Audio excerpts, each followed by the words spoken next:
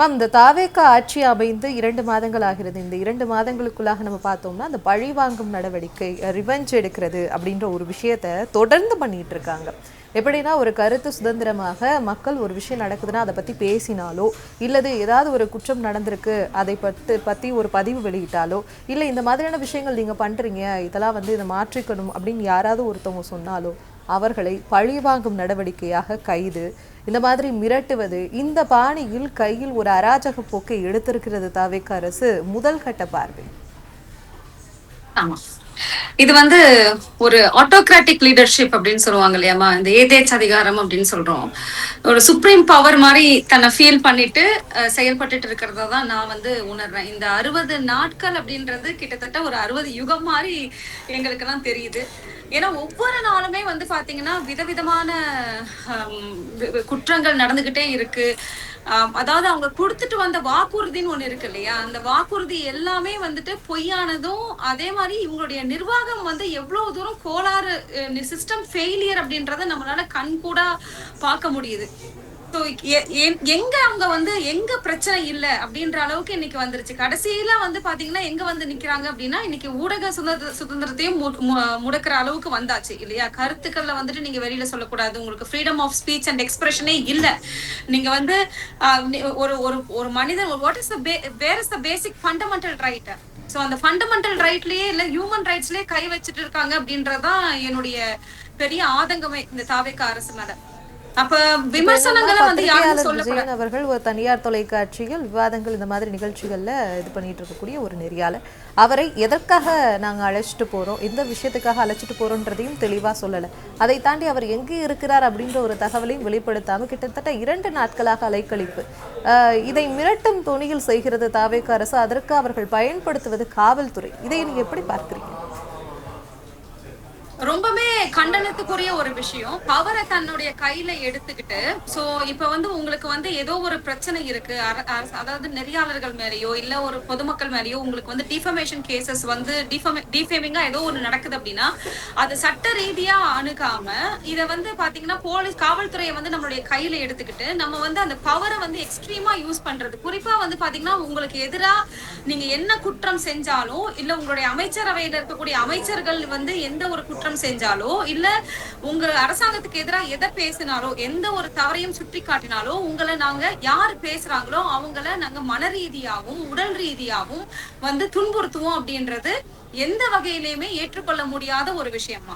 So அப்ப நீங்க என்ன சொல்ல வரீங்க? வாயவே தொடர்ந்து மக்கள் பேசக்கூடாதா? அப்ப அப்ப அப்ப வந்து நீங்க என்ன சுப்ரீம் பவரா? நீங்க என்ன வந்து நீங்க முதல்வர் சொல்லியிருக்காரு இல்லையா, யாருமே பவர் சென்டர்ல, நான் தான் பவர் சென்டர். அப்ப அந்த பவர் சென்டரை வந்து சுப்ரீம் பவர் சென்டரா அவர் வந்துட்டு இன்னைக்கு வந்துட்டு செயல்பட்டு இருக்காரா அப்படின்றது. அதுவும் குறிப்பா வந்து முதல்வருடைய நேரடி கட்டுப்பாட்டுல இருக்கக்கூடிய காவல்துறை வந்துட்டு இந்த பத்திரிகையாளரை மட்டும் இல்ல, விஜயன் அவர்களை மட்டும் கிடையாது, இப்ப நடந்திருக்க ரீசன்ட் லாக்அப் டெத் எவ்வளவு கொடூரமான அந்த அந்த சகோதரியோடைய கண்ணீரை பார்க்கும்போது அவங்க கேட்கக்கூடிய கேள்வி, ஒரு மாற்றுத்திறனாளி சகோதரர், அவருக்கு என்னுடைய சகோதரன் அந்த எந்த கையில வந்துட்டு வந்து அவருக்கு ஏற்கனவே பிரச்சனை இருக்கோ அந்த கையவே 3 முறை உடைச்சிருக்காங்க. கிட்டத்தட்ட 19 இடங்கள்ல அவரை தாக்கி கொடூரமா கொன்னு இருக்காங்க.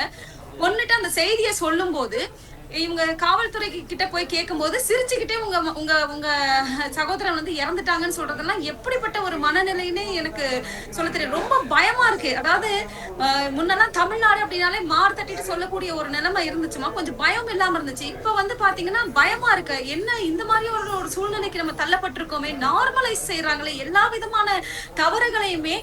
ஒரு இன்னைக்கு வந்து இன்னைக்கு இருக்கக்கூடிய அரசாங்கம் வந்து நார்மலைஸ் செஞ்சுட்டு இருக்கு. இன்னைக்கு நீங்க பாருங்க, அமைச்சர்களை பாருங்க, எத்தனை அமைச்சர்கள், எத்தனை தாவேக்கா நிர்வாகிகள், எத்தனை தாவேக்கா செயலாளர்கள். நீங்க ஒரு 10 கேஸ் பதிவாகுதுன்னா அதுல 6 இடத்துலயாவது கண்டிப்பா வந்து தாவேக்கா நிர்வாகிகள், தாவேக்கா செயலாளர்கள் இல்லாட்டி அமைச்சர்களோட பேர் ஏதாவது ஒரு இடத்துலயாவது அடிபட்டுக்கிட்டே இருக்கு. ஒரு குற்றமா 2 குற்றமான்றது கிடையாது. குழந்தைகளுக்கு எதிரான பாலியல் வன்கொடுமைகள் போக்சோ, இன்னைக்கு கூட வந்து பாத்தீங்கன்னா தாவேக்கா வழக்கறிஞரும் அவருடைய மனைவியையும் வந்து போக்சோ கேஸ் ஒண்ணுல தேடிக்கிட்டு இருக்காங்க. ஒரு 7 வயது குழந்தைக்கே சிகரெட்டை வச்சு சூடு வச்சிருக்காங்க. அது ஒரு எக்ஸ்ட்ரா மேரிட்டல் அஃபேர்ஸ்ல. அண்ட் அதையும் தாண்டி வந்து பாத்தீங்கன்னா முதல்ல எலெக்ஷன் முடிஞ்ச உடனே முதல் வழக்கே வந்து போக்சோ வழக்கு தான். அடுத்தது பெண்களுக்கு எதிரான குற்ற செயல்கள். பெண்களுக்கு எதிரான குற்ற செயல்கள் அப்படின்னு பாத்தீங்க அப்படின்னா, உங்களுக்கு வந்து அவங்களுடைய கட்சியில இருக்கவங்களுக்கே, அவங்க நிர்வாகிகளுக்கே பாதுகாப்பு இல்லாத ஒரு சூழ்நிலை. டெண்டர் எடுத்துக்கிட்டீங்க அப்படின்னா வந்து ஊரக வளர்ச்சி துறையில இன்னைக்கு வந்து பாருங்க, டெண்டர் வந்து 30 மினிட்ஸ்ல இருந்து 1 டே வரைக்கும் வந்து செட்டிங் டெண்டர் போட்டுக்கிட்டு இருக்காங்க. அப்ப நாங்க தூய சக்தின்னு சொல்லிட்டு வந்தீங்க, குடிநீரை வந்து விநியோகம் பண்ணிட்டு இருக்காங்க, குடிநீரை வந்து தனியாருக்கு தாரம் வாத்துக்கிட்டு இருக்காங்க.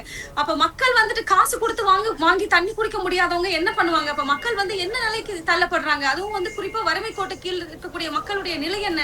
எவ்வளவு ஒரு அவலமான ஒரு விஷயமா. இப்ப லாக் அப் டெத்ஸா இருக்கட்டும், பழனி கேஸ் எடுத்துக்கோங்க. அதாவது பழனியில வந்து பாத்தீங்கன்னா கோயிலுக்கு சொந்தமான அந்த 100 கோடி ரூபாய் சொத்தை 2 கோடி ரூபாய்க்கு வந்து பாத்தீங்கன்னா இன்னைக்கு பதிவு பண்ணிருக்காங்க. எவ்வளவு மால் பிராக்டிசஸ். சோ இப்ப இதெல்லாம் நம்ம வெளியில சொல்லிட்டோம் அப்படின்னா நீங்க வந்து சொல்லக்கூடாது, உங்களுக்கு எதிர்க்கா வந்துட்டு நாங்க எதையுமே எடுத்து வைக்க கூடாது. நீங்க இப்படி சொன்னீங்களே அப்படின்னு கேட்டா உடனே என்ன பண்ணுவோம், நாங்க வந்து உங்களுக்கு ஒரு அரெஸ்ட் வாரண்ட் கொடுப்போம், இல்ல உங்களை வந்து காவல்துறையை விட்டு நடுராத்திரியில கதவை தட்டி நாங்க வந்து ஒரு மகனையோ இல்லாட்டி வந்து பாத்தீங்கன்னா ஒரு பத்திரிகையாளரையோ இல்ல யாரோ வந்து யாரா இருந்தாலும் பதிவு பண்றவங்க யாரா இருந்தாலும் அவங்களை வந்து நாங்க வந்து குடும்பத்தையும் மன உளைச்சலுக்கு ஆளாக்குவோம், அந்த தனிப்பட்ட நபரையும் மன உளைச்சலுக்கு ஆளாக்குவோம், நாங்க உங்களை ஒடுக்குவோம் அப்படின்றது ஒரு ஒடுக்குமுறை அரசாங்கமா தானே தெரியுது. இது எந்த வகையிலுமே ஒரு நார்மலான ஒரு அரசாங்கமா, பாதுகாப்பான அரசாங்கமா, என்னைய மாதிரி நாங்கெல்லாம் வந்து சிஸ்டமோட டிராவல் பண்றவங்க, வெளியில பப்ளிக்ல டிராவல் பண்றவங்க, எங்களுக்கு கொஞ்சம் அவேர்னஸ் இருக்கு, எங்களுக்கே வந்து ஒரு அளவுக்கு இது வந்துட்டு பாத்தீங்கன்னா பயத்தை ஏற்படுத்தக்கூடிய ஒரு சூழ்நிலை இதெல்லாம் கொண்டு வந்து விட்டுருக்கு நீங்க தாவேக்கா அரசாங்கம். இது உண்மைக்கு சொல்றதுனால இந்த இடத்துல ஒரு விஷயத்த கேட்கறேன். என்னன்னா, நீங்க வந்து சமூக செயற்பாட்டாளர், சொல்லப்போனா ஃபீல்ட் ஆக்டிவிஸ்ட் அப்படின்ற மாதிரி நீங்க ஃபீல்டுக்குலாம் நிறைய இடத்துல போகக்கூடிய ஒரு ஆள்.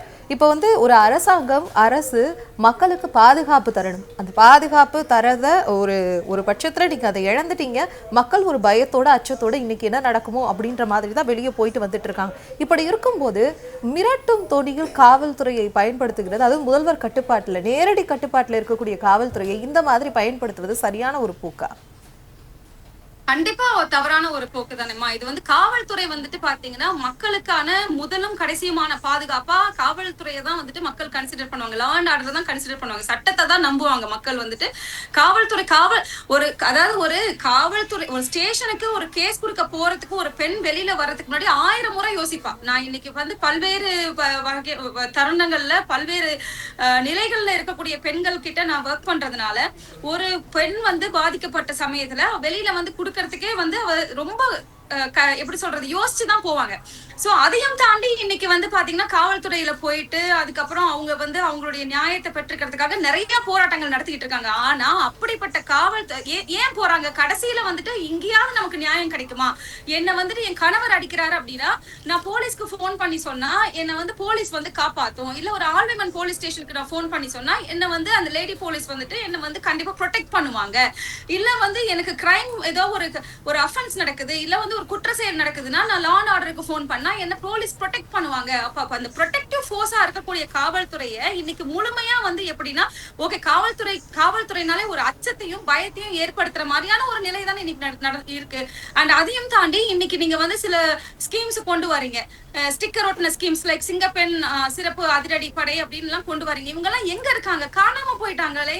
எனக்கு தெரிஞ்சு வந்துட்டு இவங்களுடைய செயல்பாடுகள் ஒண்ணுமே வெட்ட வெளிச்சமா தெரிய காணுமே. இன்னைக்கு வந்து மக்கள் மத்தியில வந்துட்டு இது எந்த அளவுக்கு வந்து ஒரு ப்ரொடெக்ஷனையும் ஒரு அவேர்னஸையும் அவங்க ஏற்படுத்திக்கிட்டு இருக்காங்க அப்படின்றது எல்லாமே கேள்விக்குறியா இருக்கு. அது ஒரு பக்கம் இருக்கும்போது காவல்துறையை கையில வச்சுக்கிட்டு அதாவது தனிநபர் தாக்குதல் நடக்கும்போது அந்த ஒரு குறிப்பிட்ட தனிநபருக்காக என்டையர் ஃபோர்ஸ வந்து தன்னுடைய கட்டுப்பாட்டுக்குள்ள வச்சுக்கிட்டு அந்த மிரட்டுறது உருட்டுறது அப்படின்றது it is against the fundamental rights இல்லையா? அப்ப கான்ஸ்டிடியூஷன் அப்ப என்ன அந்த பேசிக் ஃபண்டமெண்டல் ரைட்ஸே ஹியூமன் ரைட்ஸே வயலேட் பண்ற மாதிரியான ஆக்டிவிட்டீஸ் தானே இன்னைக்கு தாவேக்கா ஈடுபட்டு இருக்கு. கேட்ட கேள்வி தாவேக்கா செய்வதை எல்லாம் பார்க்கும்போது எங்க இவங்க வந்து அப்படியே ஒன்றிய பாஜகவுடைய அந்த பாசிசத்தை முழுமையாக அவர்கள் பின்பற்றுகிறார்களா அப்படின்ற ஒரு கேள்விக்கு தள்ளப்படுறோம் அப்படின்ற அரசியல் விமர்சகர்கள் சொல்றாங்க. இல்ல எனக்கு வந்து இது வந்து ஒரு யூபியா மாறிக்கிட்டு இருக்கோ தமிழ்நாடு அப்படின்ற ஒரு பயம் வருது. அதாவது யூபியில தான் வந்து பாத்தீங்கன்னா உங்களுக்கு தெரியும், யாராவது குற்ற செயல்கள்ல ஈடுபட்டிருக்காங்க, அதாவது குறிப்பா பாலியல் குற்றங்கள்ல அமைச்சர்களோ இல்லாட்டி வந்து பவர் சென்டர்ஸோ ஈடுபட்டிருக்காங்க அப்படின்னா அதிகாரத்துல இருக்கவங்க அவங்க யாராவது கோர்ட்டுக்கு வந்து அவங்க தீர்ப்பு அவங்க கோர்ட்டுக்கு வந்து அவங்க அப்ரோச் பண்ணி அந்த கோர்ட்டுக்கு வர வழியிலேயே எரிச்ச கேசஸ் எல்லாம் நிறைய இருக்கு. உங்களுக்கு தெரிஞ்சிருக்கும், நம்ம நிறைய பார்த்திருக்கோம் வந்துட்டு. சோ எதிர்த்து பேசவே முடியாது. இப்ப யூபில எல்லாம் வாய்வே திறக்க முடியாது இல்லையா? சோ எந்தெந்த இடத்துல எல்லாம் பாஜக வந்துட்டு வலுவா வந்து தன்னுடைய பாசிசத்தை வந்து வெளியில காட்டிட்டு இருக்கோ, அதே மாதிரியான இன்னொரு முகமா தான் வந்துட்டு இன்னைக்கு தமிழ்நாட்டுல பாக்குறோமோ அப்படின்ற சந்தேகமே இல்ல, பாத்துட்டு இருக்கோம் அப்படின்னு தான் நான் நினைக்கிறேன். மேம், இப்போ நீங்கள் சொன்னீங்க இந்த போக்கு எப்படி இருக்குன்னா, தமிழ்நாடு நல்ல ஒரு வளர்ச்சியடைந்த மாநிலம். முன்னாள் திராவிட மாடல் அரசு இருக்கும்போது பள்ளி கல்வியாக இருக்கட்டும், உயர்கல்வியாக இருக்கட்டும், வேலை வாய்ப்பு இல்லை புதிய தொழில்நுட்பம், தொழிற்சாலைகள் வருது, இந்த மாதிரி ஒட்டுமொத்தமாக இன்க்ளூசிவான ஒரு குரோத்தை பார்த்தது தமிழ்நாடு. பொருளாதார வளர்ச்சியிலையும் கன்சிக்யூட்டிவாக செகண்ட் டேர்மும் ஒரு இரட்டை இலக்க வளர்ச்சியை பார்த்தோம். இப்படி இருந்த தமிழ்நாடு 2 மாதங்களில் இப்படிப்பட்ட ஒரு போக்கு இருக்கு அப்படின்னா, தமிழ்நாட்டினுடைய எதிர்காலம், தமிழ்நாட்டின் குழந்தைகள், மாணவர்கள், அதை தாண்டி மனித வளம், அவர்களுடைய மனநிலை, இது எல்லாமே ஒட்டுமொத்தமா பாதிக்கப்படக்கூடிய ஒரு இடத்துல இருக்கு. என்ன செய்ய போகிறார் சிஎம் சார்?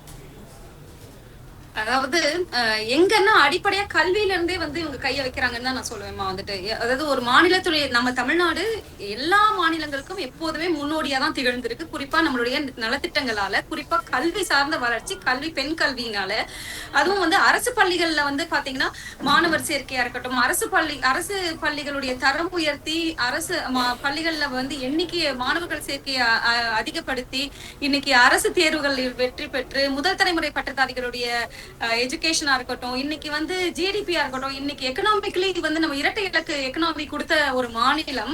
இன்னைக்கு பாருங்க, என்ன அரசு பள்ளிகளை மூடிட்டு அதே பக்கம் வந்து பேரலா என்ன பண்றாங்க வந்துட்டு பிற வாரிய பள்ளிகள், அதாவது ஐசிஎஸ்சிக்கும் சிபிஎஸ்சிக்கும் வந்துட்டு நாங்க தடையில்லா சான்ற வழங்குறோம் அப்படின்னு சொல்றாங்க. அதே மாதிரி ஒரு அமைச்சர் என்ன செய்யறாங்க, ஒரு பக்கம் வந்துட்டு போயிட்டு ஒரு அரசு பள்ளிக்குள்ள போயிட்டு அவங்களே அரைகுறையா ஒரு இங்கிலீஷ்ல வந்துட்டு அரசு பள்ளிகளுடைய படிக்கக்கூடிய பள்ளி மாணவர்களுக்கு ஆங்கிலம் பேச முடியாது, ஆசிரியருக்கும் பேச முடியாத ஒரு நிலையில இருக்காங்கன்ற ஒரு தவறான ஒரு பொய்யான ஒரு செய்தியை வெளியில வந்து தன்னுடைய செயல்பாட்டின் வழியா அவங்க காட்டுறாங்க.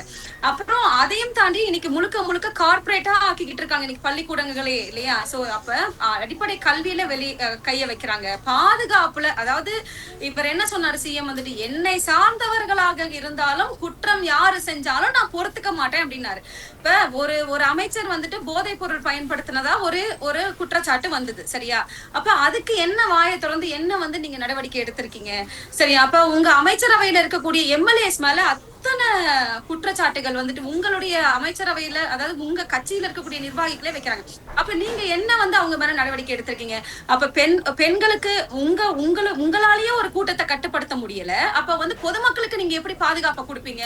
இன்னைக்கு எத்தனை பாலியல் கொடுமைகள் நடக்குதுமா வந்துட்டு, போதை வஸ்துக்களுடைய பயன்பாடு, இவங்களுடைய நிர்வாகிகள் வந்துட்டு கூட்கா பயன்பாடு. இப்ப பாருங்க, ரீசெண்டா இந்த ஒரு 15 டேஸ்க்குள்ள மதுரையில ஒருத்தங்க அரெஸ்ட் ஆயிருக்காங்க, அப்புறம் ஈரோடு மாவட்டம் பவானில ஒருத்தர் அரெஸ்ட் பண்ணி போலீஸ் வந்து சொந்த பிணையிலேயே அந்த குட்கா கடத்தினவரை வந்துட்டு அனுப்புறாங்க. அப்ப உங்களுக்குன்னா மட்டும் ஒரு நியாயம், மத்தவங்களுக்குன்னா ஒரு நியாயமா? அப்ப போதைப் பொருள் பயன்பாடும் புழக்கமும் அதிகமா தான் இருக்கு. ஆணவ கொலைகள், ஜாதி ஆணவ கொலைகள் இங்க அதிகமா நடந்துகிட்டு இருக்கு. நேத்து கூட வந்து சிவகங்கை மாவட்டத்துல அந்த குழந்தைக்கு வந்து ஒரு வெட்டி இருக்காங்க. அண்ட் அதை மட்டும் இல்லாம வந்துட்டு குழந்தைகளை வந்துட்டு தூக்குல அடிச்சு தொங்க விடுறாங்க. அப்ப ஜாதி ஆணவ சட்டம் வந்து நிறைவேற்றுவோம் அப்படின்ற மாதிரியான ஒரு இந்த பக்கம் வந்து பாத்தீங்கன்னா போராட்டம் பண்ணிக்கிட்டு இருந்தாலும் அதனால உங்களுடைய நிலைப்பாடு என்ன? அதுக்கும் வந்து எந்த ஒரு ஆன்சரும் இல்ல. குடி தண்ணீரை விக்கிறீங்க, ஆன்சர் கிடையாது. அப்புறம் வந்து பாத்தீங்கன்னா பெண்களுடைய பாதுகாப்பையே இன்னைக்கு கேள்விக்குறியாக்கிட்டு இருக்கீங்க. அப்புறம் பெண்கள் எப்படி வேலைக்கு வருவாங்க? இன்னைக்கு கஷ்டப்பட்டு லேபர் ஃபோர்ஸ் பார்ட்டிசிபேஷனை வந்துட்டு நம்ம வந்து இன்க்ரீஸ் பண்ணி 43% தமிழ்நாடு வந்து இந்தியாவுக்கே முன்னோடியா திகழ்ந்துகிட்டு இருந்தத இன்னைக்கு மொத்தமா வந்து பாத்தீங்கன்னா இதே மாதிரி பயமுறுத்தி இந்த மாதிரியான செயல்பாடுகளால வேலைக்கு வரதுக்கு பெண்கள் எப்படி தைரியமா வருவாங்க? எப்படி வந்து குறிப்பா வந்து இப்ப சிட்டில இருக்கவங்களுக்கே பிரச்சனை இருக்கு அப்படின்னா, குக்கிராமங்கள்ல இருந்து வேலைக்கு வரவங்களை பெண்களை வந்து நிறுத்த மாட்டாங்களா? தாயும் தகப்பனும் நீ வேலைக்கு போகாத, உனக்கு வந்து நாளைக்கு வந்து ஏதாவது ஒரு நீ உயிரோட இருந்தா போறோம் அப்படின்ற ஒரு நிலைக்கு வர மாட்டாங்களா தாய் தகப்பனார்கள் வந்துட்டு? அப்ப வேலைக்கு வெளியில வர்றதுக்கும் பயம் வரும். கல்வியும் சரியா கிடைக்க போறது இல்ல. ஏற்கனவே இருந்த பாலிசிஸ் எவ்வளவு தூரம் வந்துட்டு டிராவல் பண்ணி வந்திருக்கு. அந்த பாலிசிஸ வந்துட்டு நம்ம எப்படி வந்துட்டு நம்மளுடைய ஆட்சி காலத்துல, அதாவது இந்த தாவேகாவுடைய ஆட்சி காலத்துல அவங்க வந்து கொண்டு போய் மக்களுக்கு சேர்க்க போறாங்க, அதை பத்தின ஒரு விழிப்புணர்வு இருக்கா? இல்ல. அப்படியே வந்து பாத்தீங்கன்னா இவங்க இதை பண்ணது எல்லாமே பண்ணலன்னு சொல்லி அதுக்கு ஸ்டிக்கர் ஒட்டி இவங்களே வந்து புது ஸ்கீம் மாதிரி வந்து காட்டிட்டு இருக்காங்க. இப்ப விடியல் பயணம், மகளிர் விடியல் பயணம் அப்படின்றதுல விடியலை எடுத்துட்டா மட்டும் போருமாமா, மகளிர் பயணம் விடிஞ்சிருமா? வந்துட்டு இந்த அரசாங்கம் வந்துட்டு இந்த மாதிரி ஸ்டிக்கர் ஒட்டி சில திட்டங்களை மாத்தினா மட்டும் போதுமா? அப்ப பெண்களுடைய பாதுகாப்பும் கேள்விக்குறியாயிடுச்சு, குழந்தைகளுடைய கல்வி இடைநிறுத்தம், இதுக்கு நீங்க என்ன செய்யறீங்க? சோ அதுக்கான திட்டங்கள், வலுவான திட்டங்கள் என்ன?